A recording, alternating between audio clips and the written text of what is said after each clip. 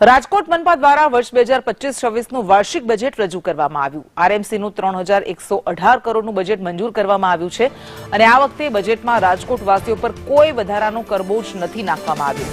આરએમસીના બજેટમાં અનેક નવી યોજનાઓ મૂકવામાં આવી છે, જેમાં શહેરમાં સ્કાયવોક અને ફૂટબ્રિજ બનાવવામાં આવશે તો વોર્ડ વાઇઝ આધાર કેન્દ્ર શરૂ કરાશે। આ ઉપરાંત જન્મ મરણના 5 દાખલા ફ્રીમાં કાઢી આપવામાં આવશે।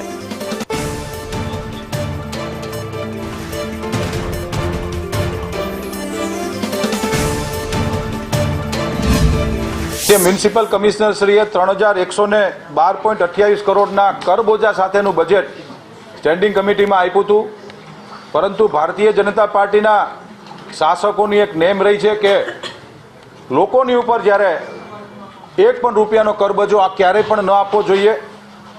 મહાનગરપાલિકાએ આવકના સ્ત્રોત ઊભા કરવા જોઈએ, તેના ઉપર ભાર રાખીને એક પણ રૂપિયાના કરબોજો વગર નવા નાણાકીય વર્ષની અંદર રૂપિયા 3118.7 કરોડનું એટલે કે માનનીય કમિશનરે જે 3112.28 કરોડનું બજેટ સોંપ્યું હતું એની ઉપર 6 કરોડની વધુ વિકાસ કામોની યોજનાઓને જાહેર કરીને આજે મહાનગરપાલિકા રાજકોટ શહેરનું બજેટ અમે લોકોએ મંજૂર કર્યું છે।